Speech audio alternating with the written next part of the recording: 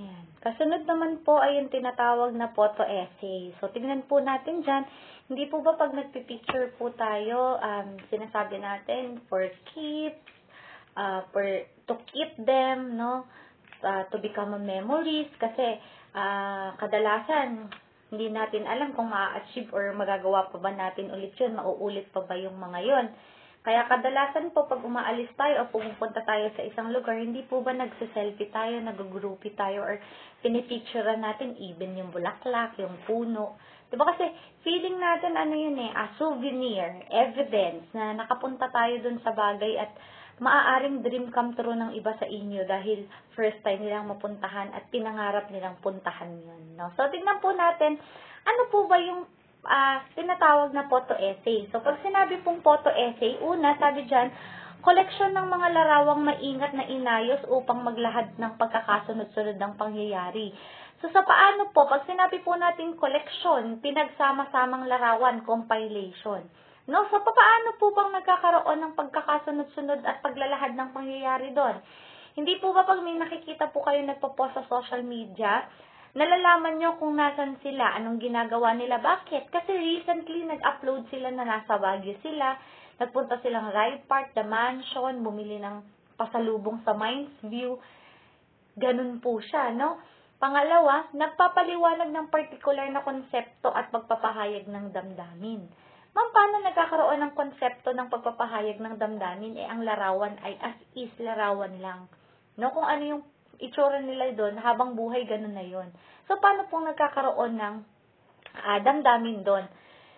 Pagka po nag-check kayo ng gallery ninyo, hindi po ba minsan pag meron kayong nakitang pictures doon, pag naalala nyo, it's either nalulungkot kayo, natatawa kayo kasi baka puro kalokohan yung napicturean ninyo, kaya naiinis kayo kasi worst day ever niyo, nasira yung cellphone nyo, nawala yung gamit ninyo, no? O kaya pag nag-emote kayo, nakadukdo kayo sa una, nagpipicture kayo, or bagong gising kayo, no? Feeling cute today, sabi niyo pa.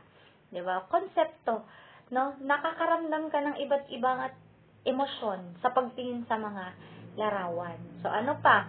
Hindi limitado yung paksa. Maaaring patungkol sa isang tao o mga kakaibang pangyayari. Kaya nga po sabi ko sa inyo kanina, kadalasan, hindi lang naman mukha ng tao. Kahit nga sa pagkain, kakain na lang kayo. Instead of kainin nyo, napipicturean nyo pa. Tama? Pinipicturean pa natin. O kaya, instead na magpahinga tayo dahil galing tayo sa biyahe, napapagod tayo, ang gagawin natin, aalis, maglalakad, hahanap ng magandang spot, magpipicture. Diba? It's a souvenir. Diba? Ano pa? Katulad ng iba pang uri ng sanaysay na gumagamit ng mga teknik sa pagsasalaysay, naiiba ito dahil larawan ang gamit sa pagsasalaysay.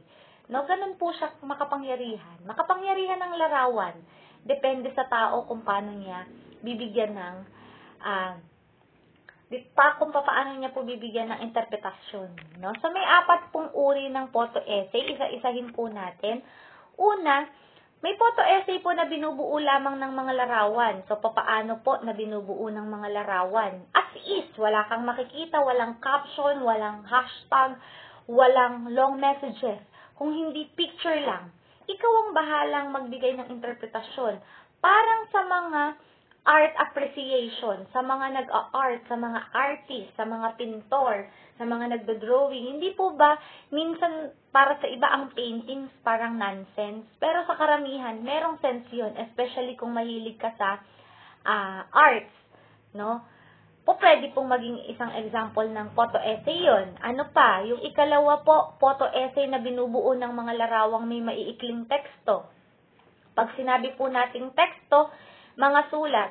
So, maiikling teksto, ibig po niyang sabihin yung mga simpleng caption, quotations, or hashtags natin. Pag nag-upload po kayo sa Facebook ng bago niyong profile picture, hindi po ba nilalagay niyo ng caption? That is an example of photo essay na may maiikling teksto. Yung ikatlo naman po, binubuo ng kalakhang teksto.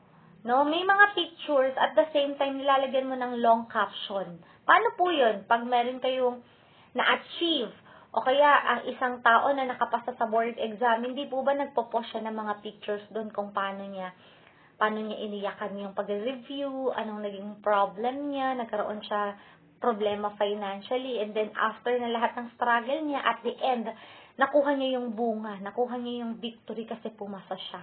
Tapos may mga nakalagay doon na, thank you for making me feel special. Thanks to Chain Ganito or Carbalita Review Center for making knowledge, ganyan-ganyan. That is that is photo essay na binubuo ng kalakhang teksto. At yung panghuli po ay photo essay na may mga larawan na lumulutang, pero at the same time may salita pa din. Parang yung storybook ng mga bata. Kahit hindi nyo ikwento sa kanila yun, may picture yun. Kahit hindi nila mabasa yung sulat na kwento sa ilalim, sa ibabaw nun may makukulay na drawing na mga larawan. Sa pamamagitan nun, pag in-scan nila, naiintindihan nila. Parang kayo, nanonood kayo ng mga series na mga walang subtitle, bakit nauunawaan ninyo? Eh, syempre, merong uma-acting, merong larawan, malamang, maiintindihan niyo siya, kahit na kung ano pang salita ang sinasalita nun. Ganun po ang photo essay. In short, ang photo essay ay malaki po yung ambag sa atin. Bakit? Kasi po, napapagaan po nito yung pagsasalaysay natin at pagpapahayag natin ng damdamin. No? Ganun po makapangyarihan ng photo essay.